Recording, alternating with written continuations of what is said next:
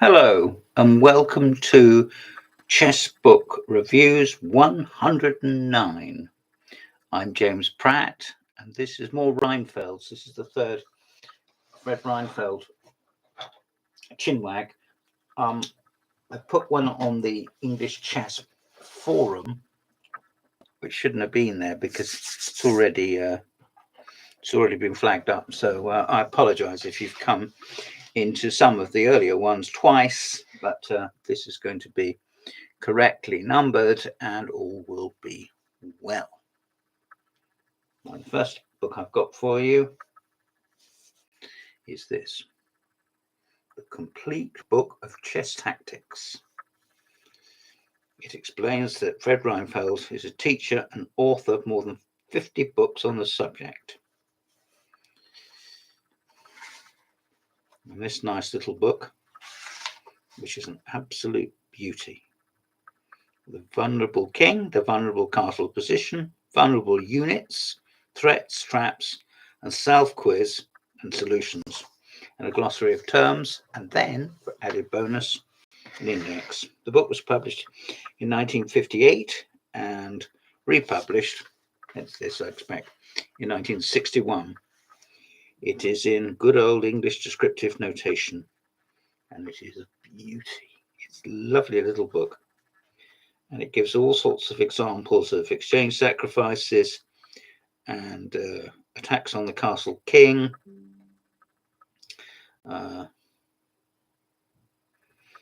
Here's Lasker's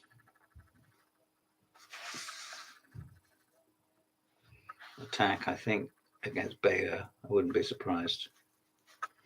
It doesn't say it, but it might say it in the... Can you see it? Now you see it. No, you don't. Boom, boom, boom, boom. I'm sorry, I wish I could do this rather more efficiently, but I can't. Let's come across, and up we go. That's the one there. Yeah, this one here. That one. See, the one on the left. I just checked to see I'm right. 105. Let's look at Fred's answers. Let's look at Fred's answers.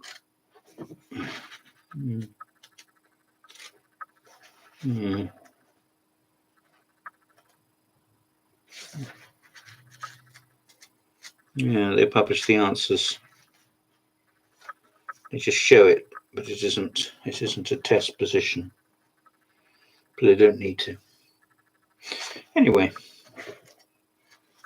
look at the cross indexing of motifs. Look. My God. It could drive you potty. Pawn promotion, pins, queens, queening, removing the blockader, sacrificing the exchange, the seventh rank, the smothered mate, sacrificing the exchange again. It's all here. 526, ladies and gentlemen, 526 positions. I can hardly contain my excitement.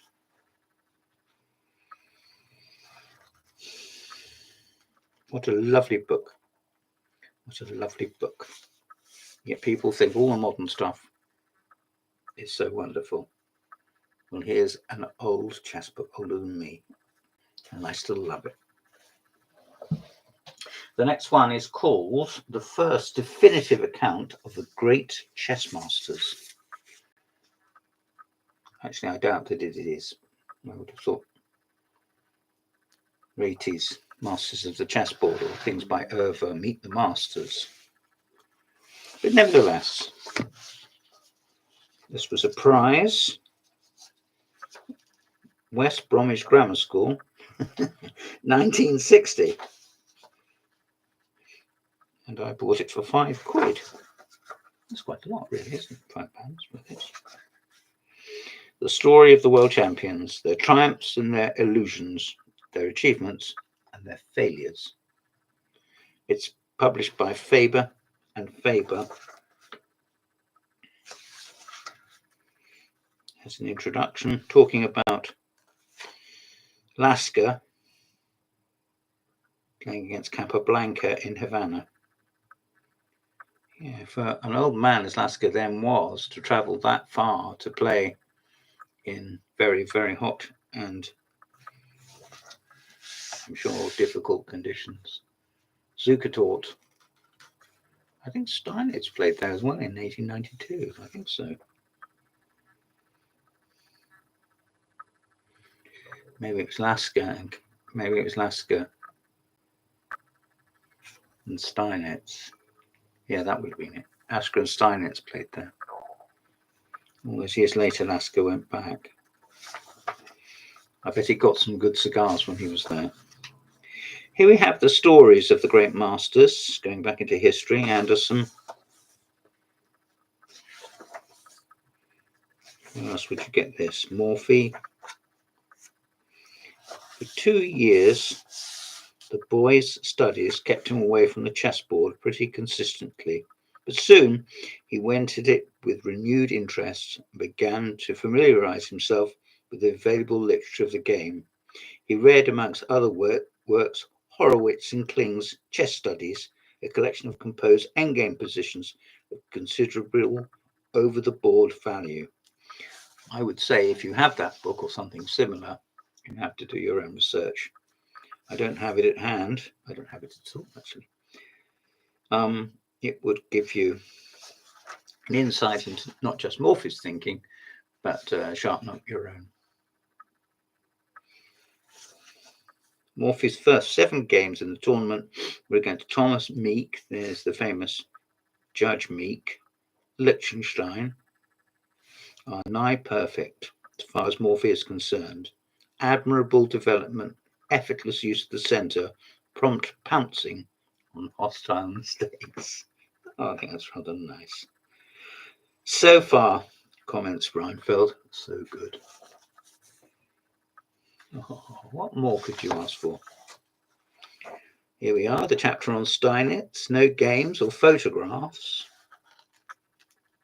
Wilhelm Steinitz, who is fittingly described as the Michelangelo of chess, was the most original thinker, the most courageous player, and the most remarkable personality the chess world has produced in 15 or so centuries that the game has been in existence. How could you cap that, eh? How could you? He died in New York. I didn't know that. Well, that is interesting. I'll have to look into that. I didn't know. Yeah, I knew he died in 1900. A very confused old man, but that's not the point. The point is that he was a wonderful player and a superb writer. He really was. The Modern Chess Instructor, a book I haven't yet got, but I will. Predates Nimzovich by 35, 40 years. And some of the things, not all of them, that are in my system and I thought to be original in that form, anyway, in that instructive form, by Aaron Nimzovich, they come from Steinitz. In life, says Emanuel Lasker, chapter 5, we are all duffers. Well, speak for yourself. Even Tarrasch had to admit that Lasker sometimes loses a game, but he never loses his head. Lasker was the great virtuoso of calculated risk. He often felt with Lasker that he had everything in perspective, and he knew that chess was but a board game. He had other interests, such as mathematics, and he's supposed to have invented a tank. And if you believe that, you believe anything, but it's possible, I suppose. If anybody knows anything about Lasker inventing a tank, would they please shoot round here and tell me? Anyway, here we are, chapter 6, Capablanca. It talks about confounding his elders. You know, he was only 2 or something, and he looked at the position and said, "You could have moved your rook or something." Capablanca now went ahead with great steadiness, winning and drawing to assemble a satisfactory lead. Even his loss to Rubinstein could not deprive him of first place. Yes, it's interesting. I looked at this. Capablanca's complete games has been published in a number of publishers, and his game against Rubinstein, they lost. He lost, as is indicated there, and he beat Rubinstein. And then they played 3 or 4 more times in their lifetime, and they took very quick draws, which was really the habit at the time. I mean, of course, it was legal, but what I mean is that it was surprising that that the clashes were, and then they're over. So brief. Chapter 7, Alekhine. Taking chess as seriously as he did, it is not surprising that during a game, Alekhine's physical tension became almost unbearable, even for his opponents. That's the point.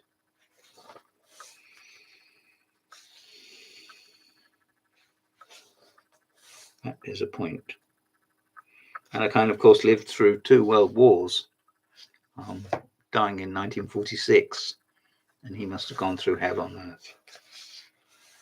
Ended up in Portugal, but that wasn't the original plan. When he left Russia, can you imagine? Well, I think I'll live all over the world, and then I'll end up in a hotel room in Portugal, pissed as a fart. No, I don't think so. I must confess that I greatly admire Alekhine's victory over Capablanca as a tour de force of psychology and technique. The spectacle of this great player's readiness to pinion the wings of his genius has disquieting overtones of the masochistic. I've never heard that word used in conjunction with a chess commentary. Masochistic. Death or glory. From all accounts, Madame Alekhine's affection and maternal solicitude meant a great deal to Alekhine in his later years. Yes, I'm sure it did. There were several Mrs. Alekhines, weren't there?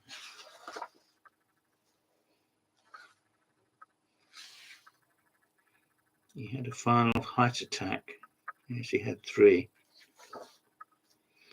And here is a chapter about the logician. Max Erver is the most underrated player in the world, says Rubin Fine. Maybe he was. There's a number of good recent books about Erver, biographies. One by Jan Timman. I haven't got it here to show you, but for all of that, Erver was only world champion like Smyslov and Tal for a short time, but like Smyslov and Tal, his contribution to the game was very great, and in terms of the books that he wrote, greater. There's a chapter about what happened after the death of Alekhine. Obviously, it enabled the World Federation to put its foot down. There's a games section. I didn't even realize this was here. Games by Morphy and Anderson. There's probably 1 game by each of the great champions. Chigorin playing Lasker. I will leave you to enjoy and to find out. Oh, look, you've got tables of their results. That's really rather impressive. I dare say somebody could enjoy going all through this and saying, hey, it's something out. But basically, for a bread and butter book, I think this is very special. Third book is called Great Moments in Chess. I don't mean when I learned to play in 1968.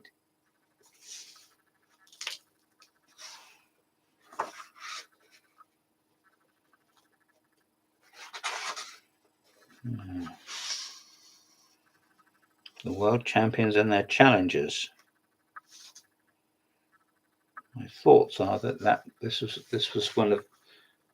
the same as this one, but I don't think it is.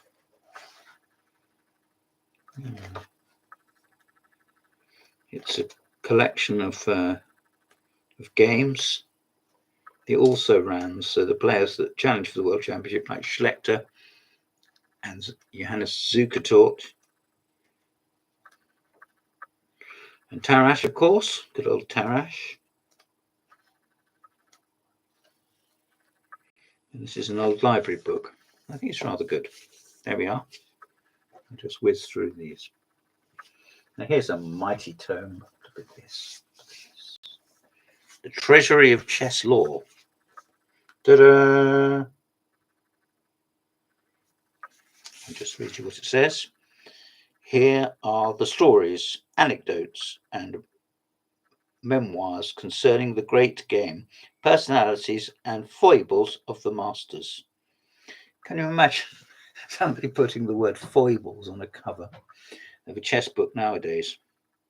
This is the chess enthusiast's bedside companion. Speak for yourself. Well, there we go. This book was 18 shillings. Have you ever wondered why chess has held its place for 13 centuries? It's the most fascinating and most widely diffused game known to mankind. Did you know that more than 20,000 volumes have been written as a tribute to the royal game? And I've got all of them. Napoleon plays chess. Ruskin plays chess. Von Keppelem exhibits his chess-playing automaton. Sorry, I couldn't pronounce that too well. Janowski tries to break the bank at Monte Carlo, and 8-year-old Sammy Reshevsky drives a car through the heart of Chicago's business section. Fancy putting that in. And Pillsbury simultaneously played 12 games of chess and 6 games of drafts, all blindfold, plus a game of duplicate whist. I suppose you could stay awake. This is published by Arco in 1955, and it contains several. This is an anthology written by a number of people, including Reinfeld, of course. But it also contains, like Irving Chernev's Chess Companion, articles by a number of players, and it shows a collection of ornamental chess pieces. Black and white photo, nothing wrong with that. I haven't got any fancy old, well, I've got 1 or 2 old sets, but nothing exciting. A king he reigned, his queen she was, although twin a knight was he. They in no castle dwelt in state, and yet a bishop did them mate. Positively.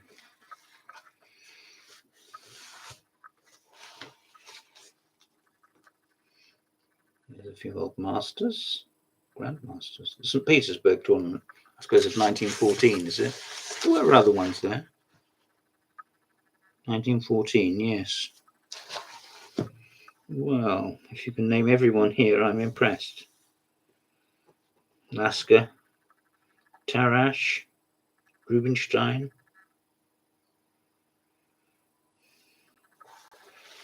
Not Morphy. Blackburn. Everybody. That's that okay?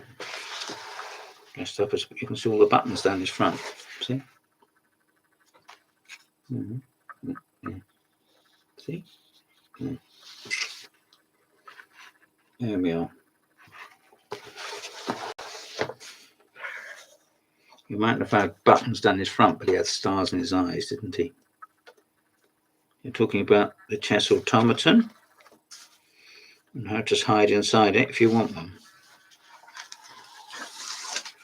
I've never seen that picture before. Anyway. There's the chess automaton.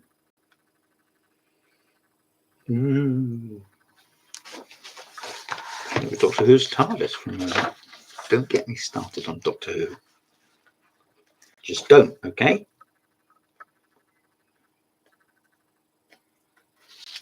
Article about T.H. Buckle. Wrote the history of civilization whilst waiting for somebody to move. Edgar Allan Poe, an article by B.H. Wood, and one about John Ruskin by B. Golding Brown. So Walter Scott. There's lots of stuff in here I don't know about as yet. I'm sure you would agree with me. You would while away many a charming time hour with or without a chess set. You should always have one with you if you can. And last, but possibly least, this old fellow, recently republished by Batsford's, I think. Yes, How to Perfect Your Attacking Play. I think I had this book as a child.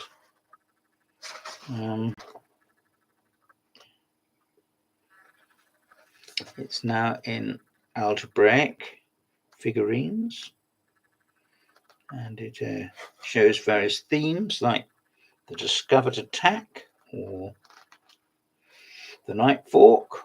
Good stuff. We all need to know about knight forks. Steinitz once missed one. Sheila Jackson playing against Mestel at Islington.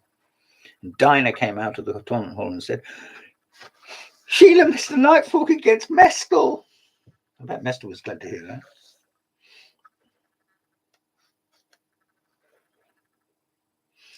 Combined operations, in other words, you do this and I do that and I do it together. You can stop one of them but not both. Reading this classic work by Irving, Chernev and Fred Reinfelds, who each spent a lifetime writing about chess, will increase your tactical skills and lead you along the path to winning chess. Well, that's interesting. It's got their dates. Irving Chernev, 1900 to 1981, as he wrote The Golden Dozen just before he died, but he completed it. Fred Reinfeld, 1910 to 1964.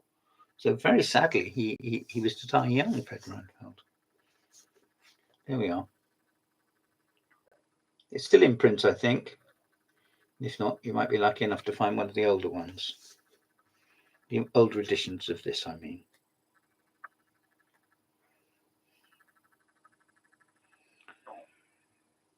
It's a bit naughty.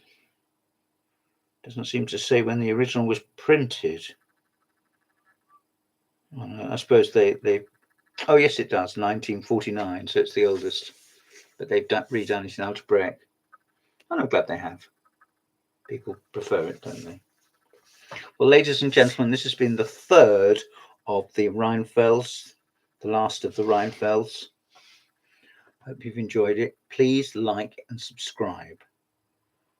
Thank you very much for your time. Goodbye.